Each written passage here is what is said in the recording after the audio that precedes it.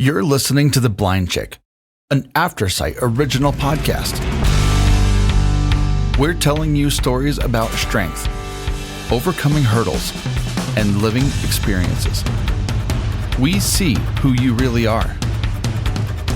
Blindness can be an adventure. Are you ready for the journey of a lifetime? We are. Hello, everybody, and welcome back to The Blind Chick. That's Moses Street. And that's Penn Street, the blind chick. And she's my, keeping with the theme today, she's my Captain Ahab in our search for the white whale of truth. Wah, wah, wah. But we are going to dive in. Our guest today is Katy Boyd, who is the founder of Twin Cities Blind Sailing. And I'm really excited. Both Moses and I love to sail. He has done way more adventure sailing than I have. But I have done my fair share. So when we saw Katy come across and Moses and I started researching, we both got super excited about this show. So, Katy, welcome to The Blind Chick. Hi, thanks for having me. Well, we want to dive right in because you have so much to share with what you do and why you do it, and even how you do it. But I know you started losing your vision around 10. Due to the diagnosis of RP. Did it impact your life right away, or were you able to drive? I know RP affects people in different ways. Yeah, I was diagnosed at 10. And then I went on as normal. But when I was diagnosed at 10, I think that was like 92 or 91, however old I was. My parents, said, "Oh, well, you can't be an architect," because I wanted to be architect, and blind people can't be architects. Oh, right. And I was told I was going to be completely blind by the time I was 40, and so I think just being told like I can't do certain things, but right, there wasn't technology and research was happening and things change, and I'm 44. I'm not completely blind. And so, I'm also going back to school for architecture and finishing that. For you. I was going to ask you, were you going to revisit that dream? Oh no. You can see me a little bit, so I got to hide my Jim Beam bottle. So. No, I have tunnel vision, blind at night. Let's see, about 14 years ago, I was told that I could not drive anymore. So that pretty much changed everything. I was living in Rochester, Minnesota. I'm originally from Texas, lived all over, even in Colorado. So, Yay. Hey, Colorado. Where'd you live in Colorado? Fort Collins. Oh, that's just the music capital of the world. I wasn't able to drive anymore, and so I moved out to Boston. So I needed something where I could be independent. I also wanted to go back to school and do different things. So, and then that's where I kind of found sailing. But how did you find? I feel like it's hard to find sailing. I feel like you have to make some kind of connection or effort. You were like you were walking and you ran into a sailboat. She was out drinking, and the crew of the Bounty came in and impressed her and made her sail around the world searching for whales. So I actually got connected. I was looking at services. I just moved to Boston, and I got connected with a commission for the blind out there. And there was a gentleman there that he sailed with Boston Blind Sailing. And he was like, "You should go sail." And I'm just like, wait, I can't drive, but they're going to let me sail a boat? To me, that's not like logical. But I'm like, all right, I am doing this. So I couldn't do it right away. And I ended up going out and trying it, and I fell in love like the first day. I just felt free on the water. It was like that space where no one's telling me that I can't do something. That's right. It's more like you can do this. And then I was like, can I live on a boat? Yes, you can live on a boat. I actually raced with a person for years, and she lived on a boat, and she was blind, or she's blind, and right. And then I'm like, Wow. can I do ocean racing? Yes. Wow. And so, yeah, I have my own personal goals. But yes, that's how I found it. Did you do the Bermuda race? That is the plan. So we were going to do that. 2022 was the plan. Then COVID hit. So we started training for that. Darn COVID. Yeah, COVID got in the way. But yeah, I need to find a team again, because me and the person I used to race with, but she's not able to do that long race anymore. So that is the plan. I've talked to, people up in like New York and different places, but yes, that is the plan. It'll probably be 2028. It's every 2 years from Newport, Rhode Island to Bermuda. Wow. So as I don't think even now there hasn't been, blind sailors that have done that. So wow. So that was our goal. We wanted to do it. Women's team, and so we wanted to do that. Wow. You've got to do it. You've got to do it. Wow. Oh, I'll wear, I could be a crew member, and I'll wear a blindfold. Well, we do need sighted guides for it too. So. Well, I was going to ask you about that.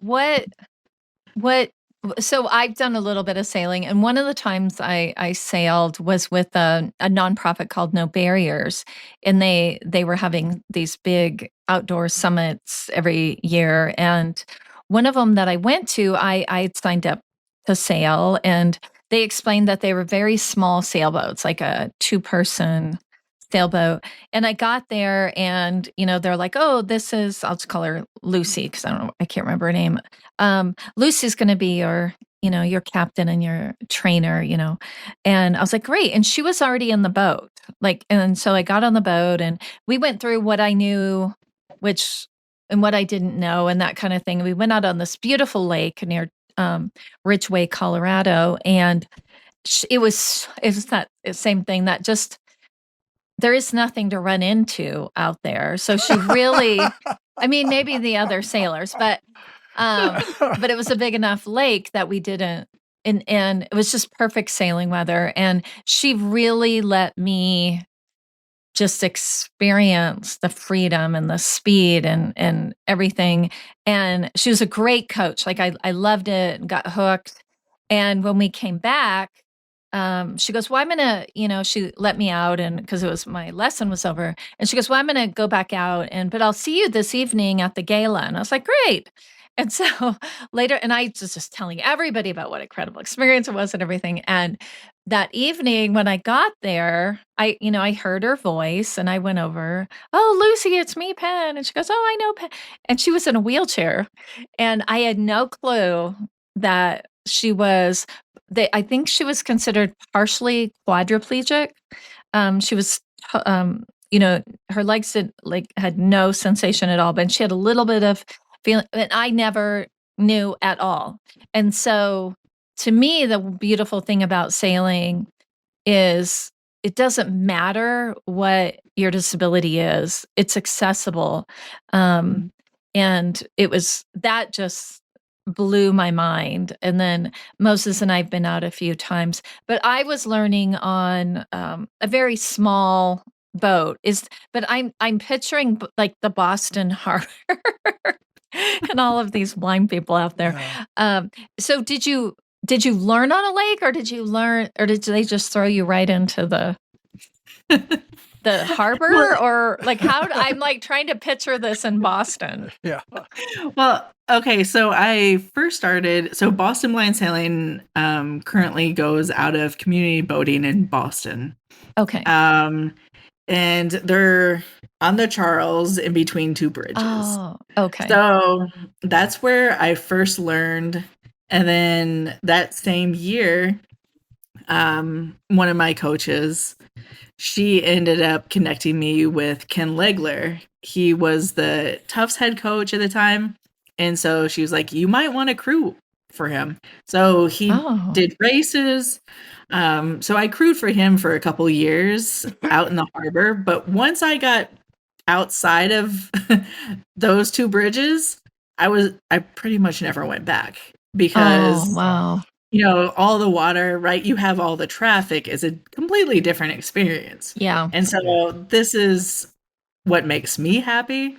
I have a funny story with a barge giving me five. That does not sound like a funny story. That sounds like it is now.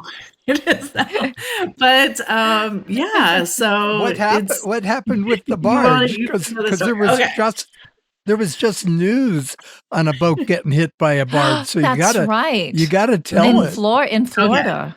Okay. So we were in the harbor and I was with one of the sighted guides. He's helped with sighted guide training, Kay.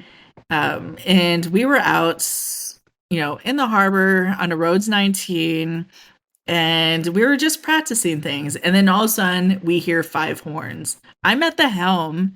We look up in the bar. So when you hear 5 horns, it's like we are on a collision course and we're going to hit you if you don't move. And so we look up and the barge is like, I don't know how close, but there wasn't much wind.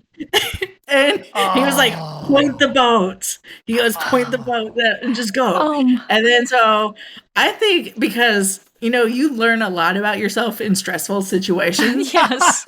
And I can tend to make a joke. So I asked him, so at what point do I take a selfie? Because this is about to be my last picture. Oh, no.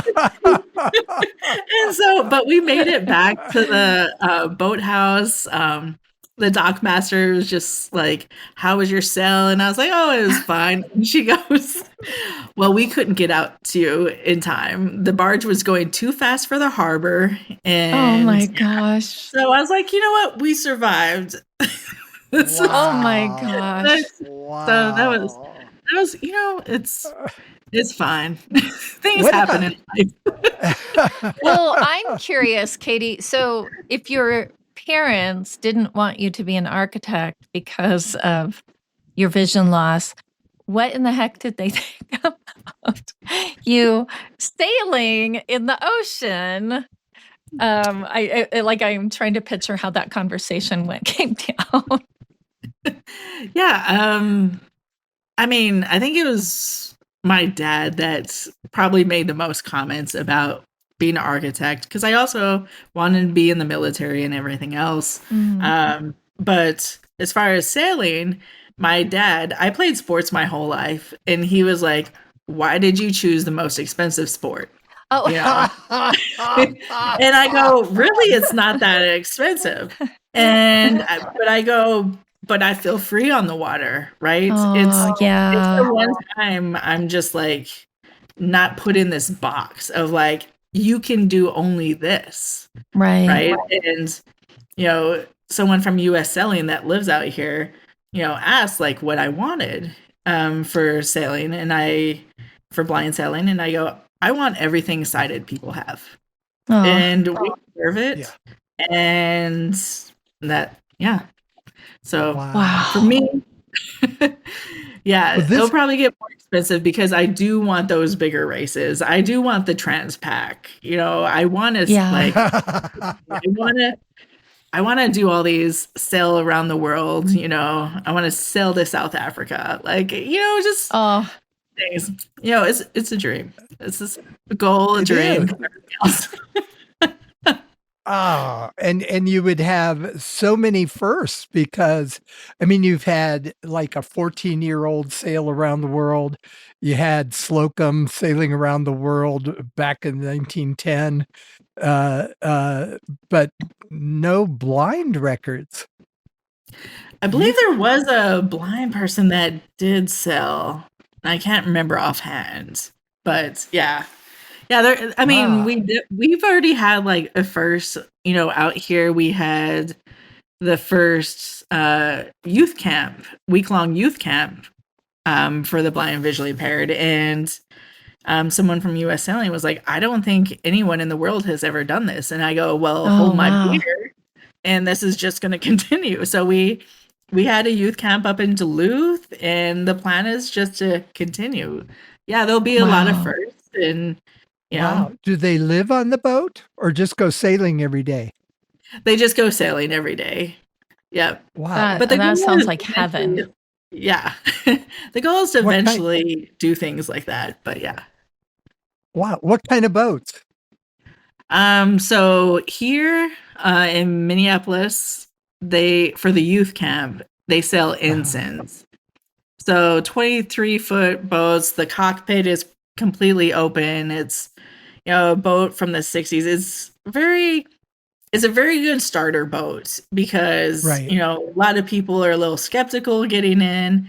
And I tell them, there's like a 1,500-pound keel at the bottom. This boat is not capsizing. The only way for you to fall in this, go into the water is for you to jump in or just fall in. Right. But Wow. the boat is not going. So yeah. Wow. And then we had a kid, yesterday, and then I was out there for racing out at Wayzata. We do racing too out here, and this was his second time on a 420, and he's just a natural, and he loves it. Oh. Everyone loves sailing with him, and he, I feel like my job is not really my job, but like what I want to do is my goal is not to tell people what they can't do, but to Yeah. provide them like saying, you can do this. No one might have never done this before, but maybe you're just going to be the first. And that's Yeah. fine. But like, Right. do you want this? Because it's not up for me to decide what, a 13-year-old wants to do. That's right. Do you want to race in high school? Well, let's work towards this, Yeah. do you want to go cruising in St. Thomas? Well, okay, Yeah. let's work and let's do this. We can do this. So, yeah. So I what know. are some of the accessible either tools or even kind of low tech things that you're teaching the kids, like about auditory cues or tactile cues on the boat? Yeah. So people's first time on the boat, we kind of get them acquainted. And also I like to tell them like, you don't have to be stuck on this specific boat. Right. So cruising, we sell ensigns, racing, it's sonars, and, solo sailing, it is mini illusions. But like you can sell whatever. But, Right. you just kind of go through what are the dangers, like, pinching your fingers, stuff like that. But you learn You how can do to, that with your cane, though, if you Yeah. have a folding cane. that is true. I always jab myself when I hit the cracks on the sidewalk. I know. But yeah, like, I mean, you do everything. You learn how to tie knots. Everyone has to learn how to tie knots. What we do, it's, our goal for like US Blind Sailing Association is for everyone to learn how to sail and not just be there on the water as Yeah. like a casual sail, but like learn how to rig the boat, right? I've made 3D, I had 3D prints made of each lake. So if a Oh, how person needs- cool. yeah, so if a person needs, to feel around and be like, okay, this is the area, and we can walk them through, like, this is the dock, and then, they can kind of get the shape of the lake or whatever they're sailing on. That's awesome. Yeah, and different people use different, like, apps as far as, like, direction. I don't really do that. As far as sailing, right, you want to go fast. Well, that's the goal for some of us. Some of us want to lay on a bow and, get a nice suntan. But Yeah. some of us want to go fast. But That's the way I feel about skiing is Yeah. that is the goal, is to go fast. to go fast. Right? I miss skiing so much. But when we do guide training, we have them like shut their eyes, like, all right, picture like we're in this lake. There's traffic, there's cars going around, there's boats going around. You can hear these things. Yeah. You can hear if you're, not on the, basically if you fell off and like the wind is not hitting your sails correctly, you can hear different things, and you can feel when you're at the helm, you can feel the boat pulling you. So you get to the point of you learn about these things, and hopefully the goal is like the sailor will be asking the sighted guy and be like, what's the traffic like? Okay, we have a boat to like you're 10 o'clock, about 5 boat lengths away, they're on this tack, and kind of teaching like the right of way and different things. So I mean, I would think a blind person would be great on the helm, because you would just naturally, you basically do a boat with your other 4 senses, because you're just looking around at the water. But they'd be able to feel everything. They'd be able to hear everything. They'd instantly know if they were falling off, probably more so than a sighted person, We're used to falling, so yeah. But so have any of the kids gotten really good at the helm? Oh, yes. Oh, they're so last year, the first youth camp we had, and he was 7 at the time. And, we kind of sail by the parents the last day. And so everyone's up on the dock watching their kids sail. And so I was just there to be supportive. It was the first camp. And so I told the instructor, I go, if you need me, I'm here, but otherwise I'm just chilling, chilling with the kiddos. But wouldn't it be great if I was tied like to the back of the boat and sitting in Opti, which is like a small little boat that people first learn to be in. So the instructor was tied and sitting back there. The 7-year-old was at the helm, and like the other kids are doing everything, and I'm just sitting here taking a picture. So I mean, it's one thing that I didn't plan on when I started Twin Cities Blind Sailing and US Blind Sailing Association was having people learn how to sail together, whether it is their wife, partner, friend. Yeah. Because we did have 2 kids come out the first camp with, 2 visually impaired kids, and they were their friends, and, but they learned how to work together as a team. So I had, one kid at the helm, that was visually impaired, and then one, his sighted friend was up on the bow calling off like, a mark of like, all right, it's at 10 o'clock.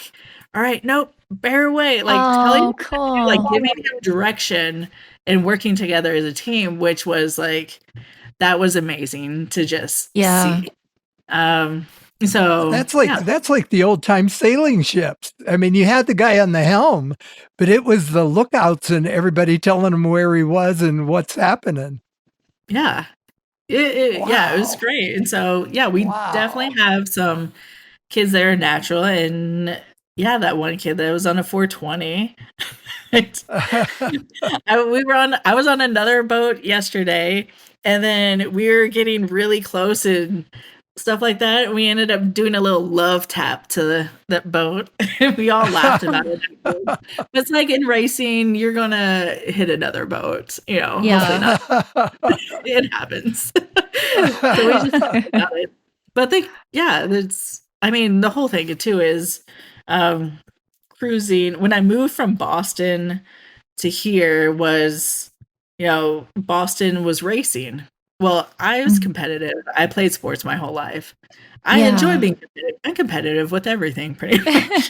But like not everyone enjoys racing or competing. Like they just want to learn how to sail. So that's why I started cruising, where you learn how to sail at your own pace. So most sites have cruising versus racing right now. And then solo sailing, once you feel comfortable, like another person, a sighted guide is on another boat while you're on a boat by yourself. And then I was going to ask you about that, how that worked.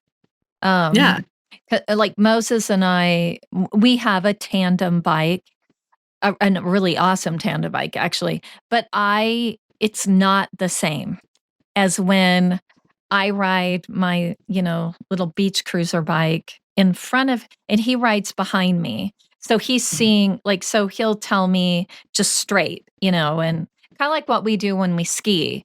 And it's such a different feeling being completely by myself versus being attached to him. So I was asked, because I saw that you do solo sailing, and it's like, how does that work? Yeah, right, we can do this on any boat. But the boats that we use for this are called mini illusions. So these are boats, if you think of kind of like a kayak, but a deep kayak, where you're sitting with your legs straight out. Your controls are right in front of you. And so we tell people, like, if you want to go to solo sailing, you need to just know how to dock the boat, with the wind coming certain directions. How are you going to dock it? And then what to do with a gust of wind. And then we have sighted guides in a motorboat or in a sailboat that are nearby. So, they'll ask questions. Different people, will ask or kind of want more direction. Like, okay, where should I go? Where's there more wind on this lake? I want to go fast. Yeah. I mean, that's something we can't control, right? I can't control the wind. Wish I could. That's right. But it's like, you're either working or you're swimming. Like, so, but yeah, no, it's great, and it's just to be by yourself, right, and have that independence. And I can relate to you, like with the bike, because I struggle with. I want to bike again. I used to bike all the time. I used to bike like 50 miles in Colorado. Like it was great. And but I'm like, I don't want a tandem or something like that. Like I'm at this like stage. I'm like, I want to be by myself. But I'm like, it's not, safe all the time, especially in Boston. I wasn't even going to attempt it. Like there's bike etiquette in Colorado, but Boston is a free for all. Yeah, I'm gonna get hit by a car.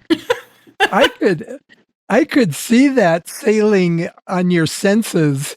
Now you've got me really curious. I'll do it with my question. But one night, we were sailing from Bimini, which is 90 miles off the coast of Florida, across the banks, and we were doing it at night, so you can't see anything, so you're going off the compass, and we missed the lighthouse where you're supposed to turn right.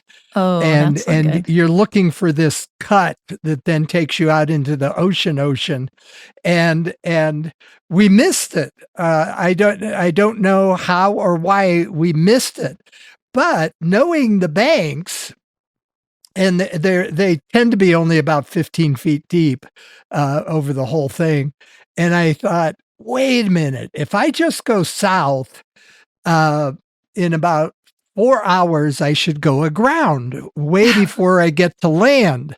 Okay. Cause it gets real shallow going up to whatever island that was.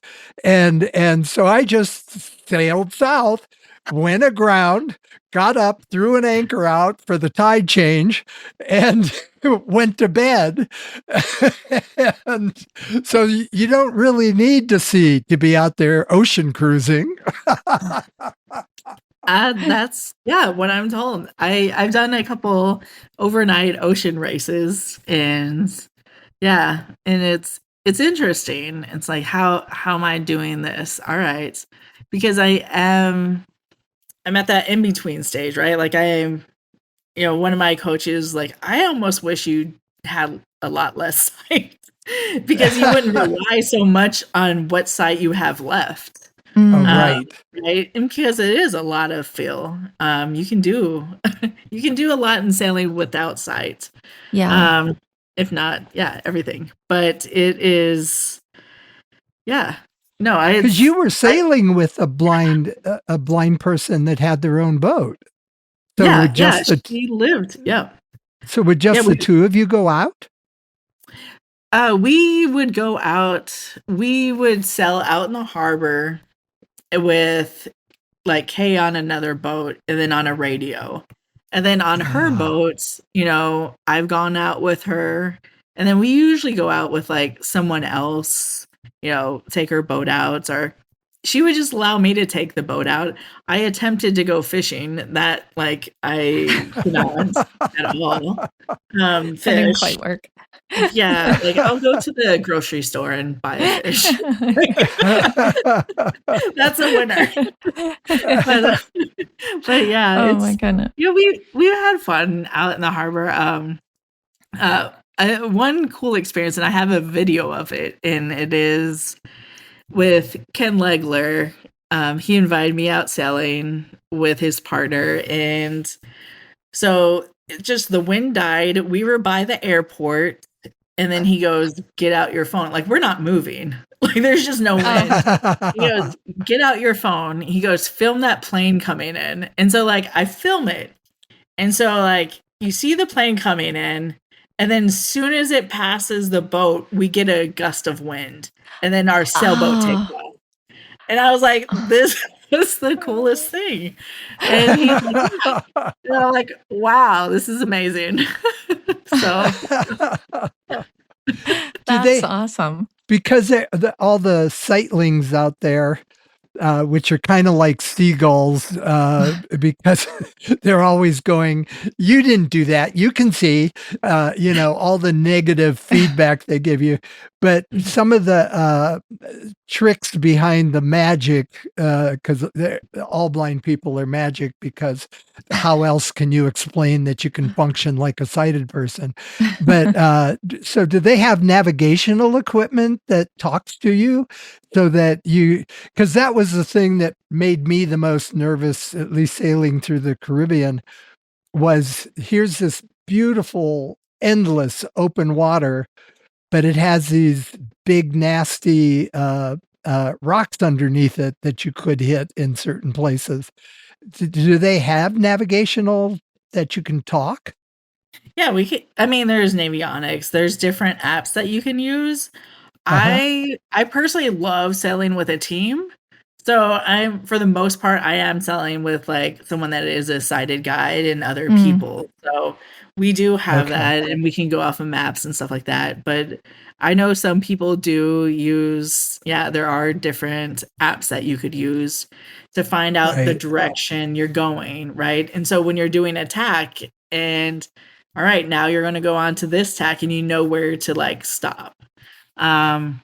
So it's each person, they decide what they like and they want to use racing. We can't use those. Right. That would make sense. Yeah, right. You have to make it a fair playing field. So we can't use that. So it's like, why practice with it? Because right, if I'm gonna have to, it's one thing that I'm like also, with racing is I haven't had those races yet where they blindfold you. And I know that kind of worries me because I wonder how I would work with like my sights of me like trying to use whatever sight I have left and then just completely shutting it off. And like, wait a second. I'm already at nuts as it is. I want a bit. So yeah, I don't know. I'm thinking of like next season to practice with them because if they're That's gonna what I like, would do. yeah, right. Thank you. But I would even do it even like don't even wait until you're doing it on the water. Like I would do it like in your house or your office or when you're walking around your neighborhood with your cane, like kind of take it baby steps instead of just like slapping it on and go for it. Yeah. But Katy, I wanted to ask you what, like, a lot of nonprofits, or even profits, corporations, even that are helping or supporting the blind and low vision world community. It are founded by somebody with vision loss. So it's always I always love hearing the story about why.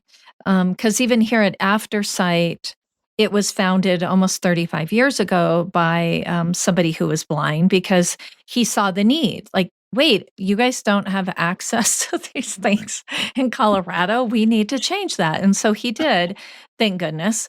But why, like, because it seemed like you had this awesome experience in Boston. What made you move to Minneapolis and start this sailing program?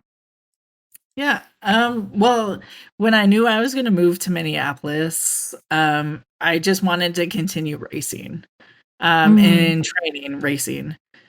But then I started talking to a couple of our now partners, YZ Sailing and Minneapolis Sailing Center, and the executive directors out there. And I go, what do you think about starting blind sailing, out here? And they were just aboard, right? They're communicating, stuff like that. And they have been amazing for the last like 3 years, right? Oh, third year now. You know how lucky you are because usually people were like, I don't think so. Yeah. I am. I mean, I have heard that from certain places, and it's just like a little pushback, and I'm like, yeah. So when I started that here, I wanted to make sure everyone had the opportunity to sail, whether they wanted to race or whether they wanted to just learn how to sail. I just wanted them to have fun. And then, the end of last year, I co-founded U.S. Blind Sailing Association with Andrew, and he's down in Texas now.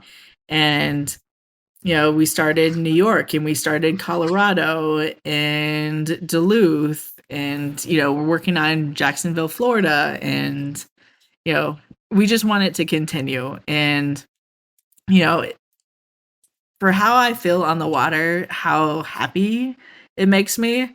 I currently work at a hospital, and so my that's where I get my money and my insurance. Is I work at the hospital, and then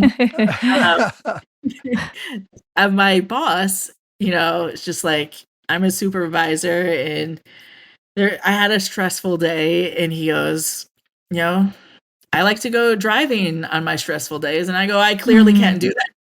And he goes, what do you like to do? And I go, I like to sail.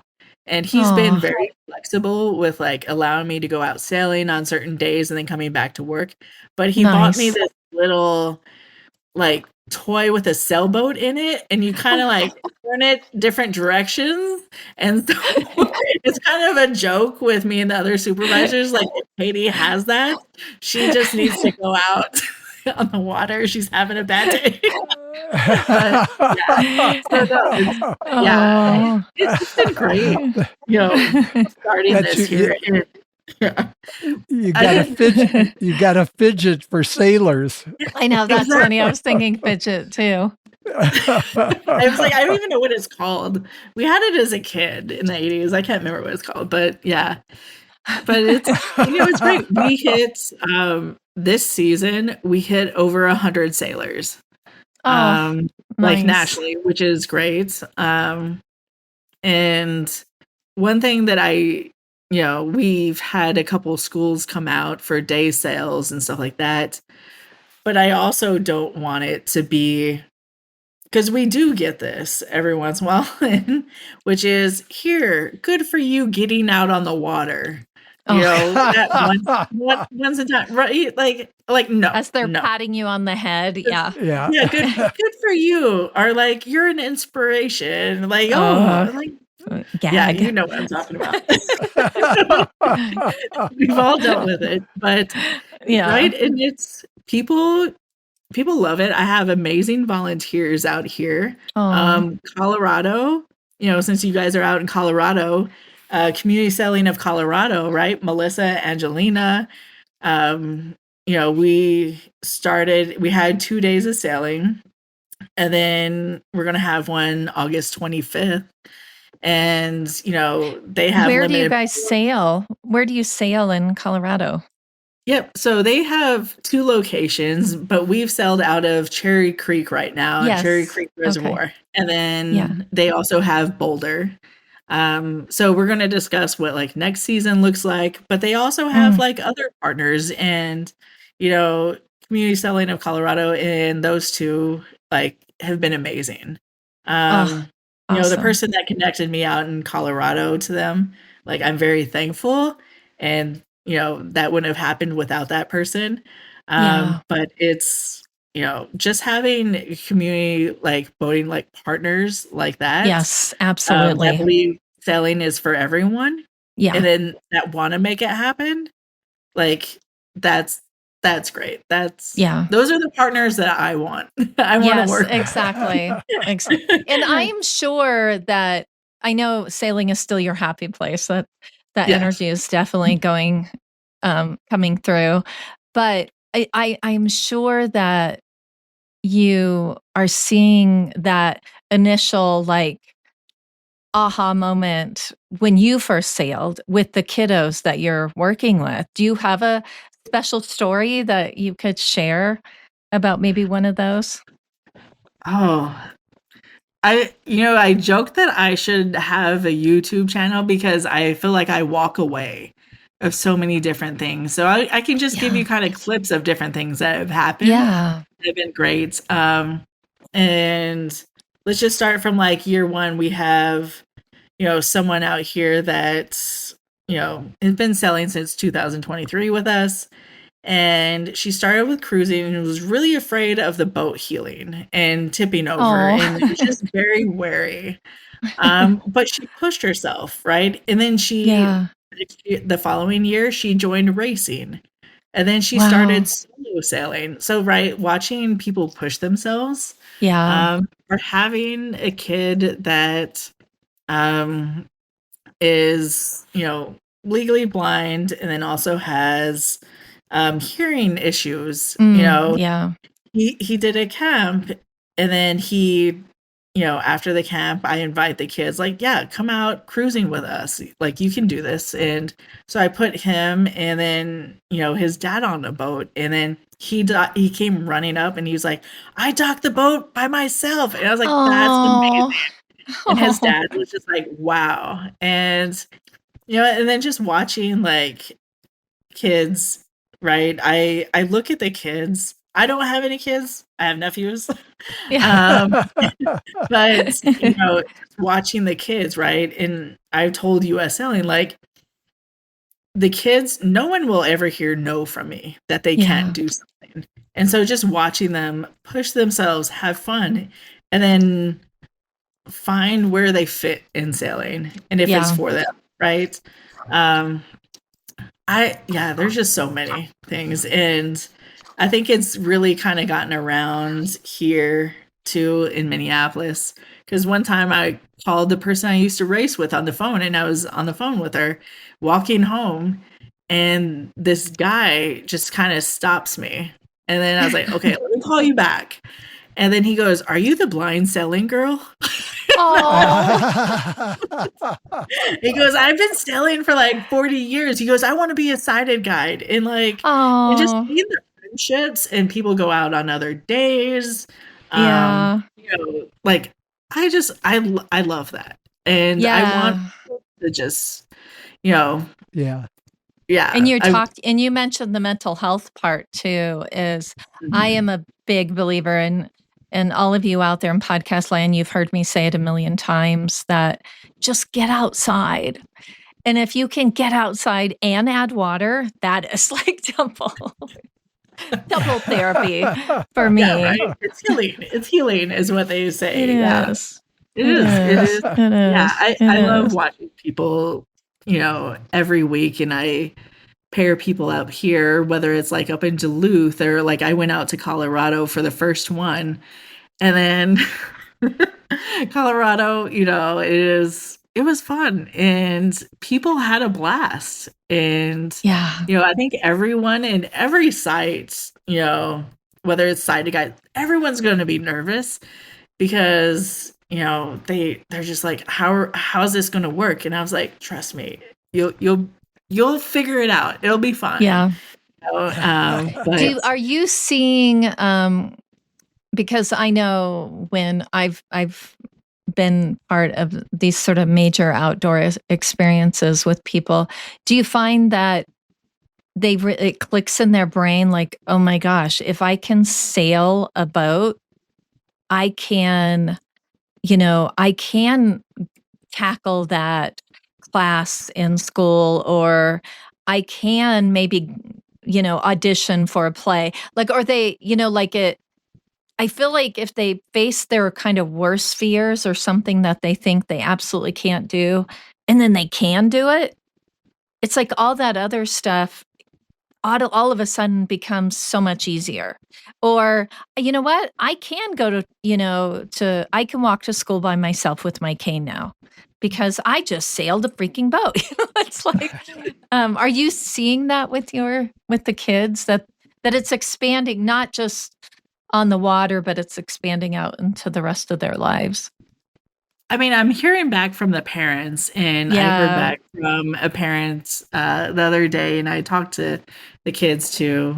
But one of the parents was like, "Thank you so much for, pushing my kid to if he wants to do this, right? Making this available." And I hope it has to be working that way because it does for me. Yeah. And I also tend to call out people that don't have adaptive sports. So apparently I'm like, I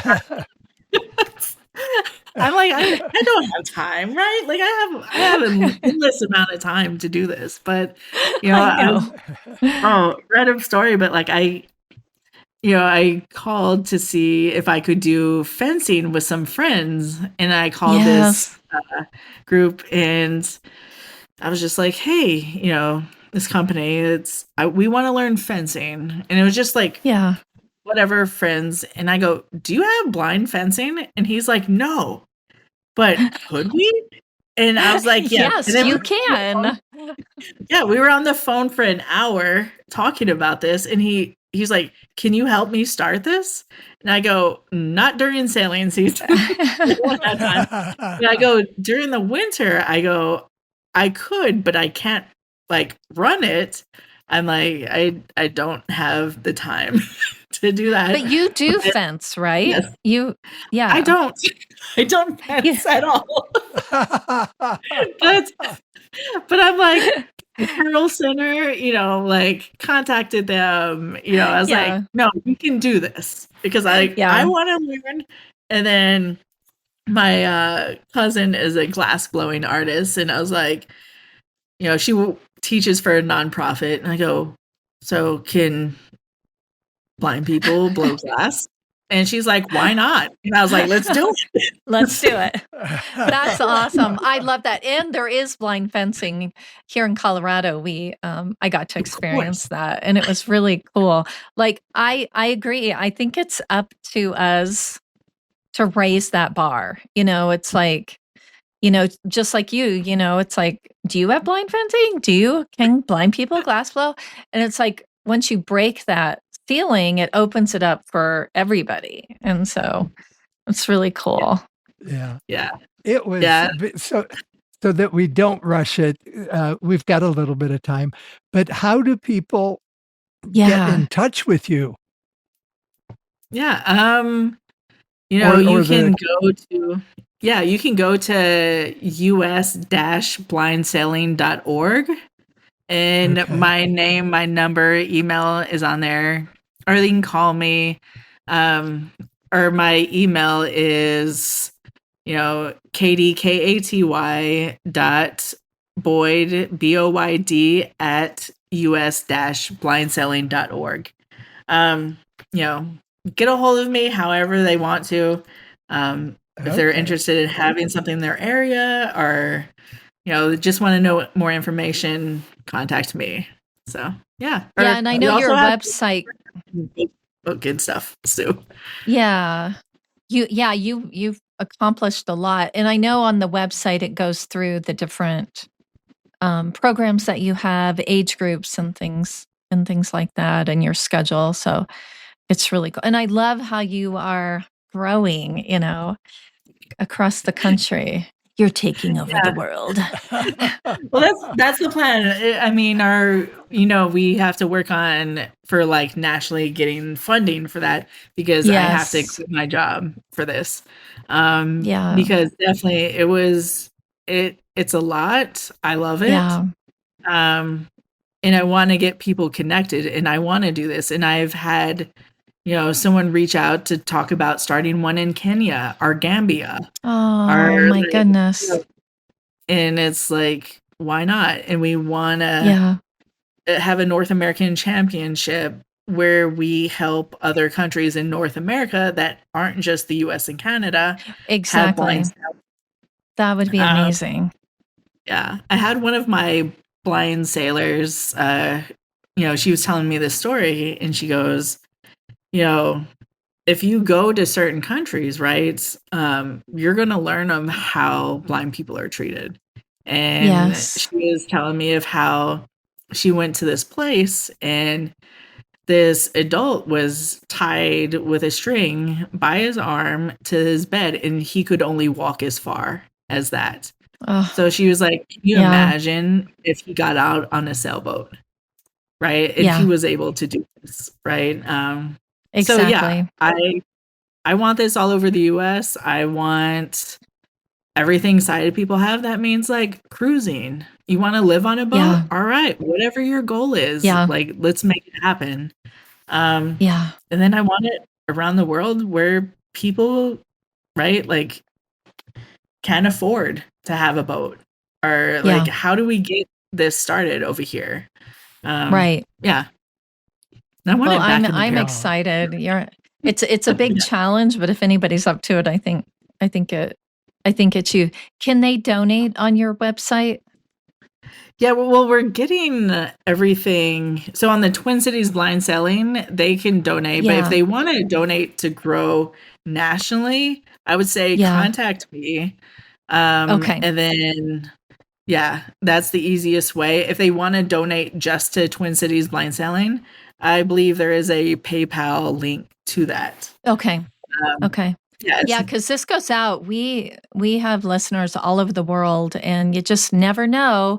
So if there is somebody out there that can help Katy launch this, yes, great. Please reach out to her. We travel quite a bit, and it's awesome, Katy, that you. It from what you just said, it's not just inspiring blind people to push themselves beyond what they thought they could do, but it's also showing the rest of the world, you don't have to be tied to your bed. We deserve to be set free and to live our lives independently. And I think that's so beautiful. Yeah, we, in a little story, because I just thought of this, was last season when we had that first youth camp. Yeah. We have a youth camp alongside sighted kids. And so they were getting their awards alongside sighted kids. And so, how people will say oh, well, you can't do this, you can't do that. Right. Well, I'm hoping that ends, right? With these kids that are sailing alongside, blind kids going, hey, yeah, they can do whatever they want, right? Like, it doesn't Absolutely. matter their visual impairment because Yeah. I was selling alongside, so and so that was blind. Yeah. Like, if you sell a boat, who cares? Like, he can do whatever he wants, or she, or whoever. Like, um, Exactly. they want to do something, then they can do whatever. Well, So, and the next blind person or any person with a disability that kid comes yeah, across in their future, they're going to look at them a little bit differently. Like, yes, like, yeah, wow, I wonder what they can do that I yeah. can't. Or, We did the 2022 Women's Championship in Newport, Rhode Island, and we were racing against Olympians. And I was with Pauline. Um, and then Pauline is the one I usually race with, and she's blind. And then I was also with Sarah Skills, and she is a Paralympian in yeah. wheelchair. And then we had a sighted guide, Emily, and she was from Brown. So they were able to see, right? We were the only disabled group there. But we stuck with it. That's Pauline's up on the awesome. bow doing the spinnaker and with a pole, and I love Pauline to death, and she's just like, "We're in it to win it." I go, "Okay, we're racing against Olympians here. Like, everything matters at that level, whether it is your, like, weight, like a quarter of an inch will make a difference, right? Of, like, Yes. race. Like, everything matters." Yeah. I was like, "Let's just be in it to improve every time, and then just show them that we can That's sell awesome. alongside of you, and Yeah. we don't have to just be on the water for 2 hours and then off the water because you think we need a break or something, Yeah. right? And let me decide. I can have 8 hours, on the water, and, And can compete, yeah, yeah, You're competing. Yes, I agree. yeah. I can be Ugh, just as sore as you at the end. exactly, exactly. Well, Katie, what would Yeah. you like people out there, what message would you like to leave with them today? Oh, man, I would say don't let anyone tell you what you can and can't do. That's completely up to Mm, you. Um, if someone hasn't done something, it doesn't mean it can't be done. It just means you might be the first person. And if you want to try out sailing and maybe US Blind Sailing Association is not in your area yet, reach out to me. Let me know. If there's water in a boat, I'm going to do my best to make this happen. that's So if awesome. there's not a boat, we'll get a boat somewhere. I don't know where. But we'll find one. There's got to be some. That's But yeah. that's awesome. Well, Katie, it truly has been a treat, and I'm so thankful that you are raising the bar for all of us and shattering those glass ceilings that are holding us Yes. all back. I really, really appreciate it. And I know our paths are going to cross in person. And everybody out there, thank you for showing up week after week, listening to the podcast. You're the one that is keeping us on the air. And then definitely thank you to Aftersight. Without them, this podcast would not be possible. And remember to be kind to yourself this week and find a way to be kind to somebody else. It's good for your soul.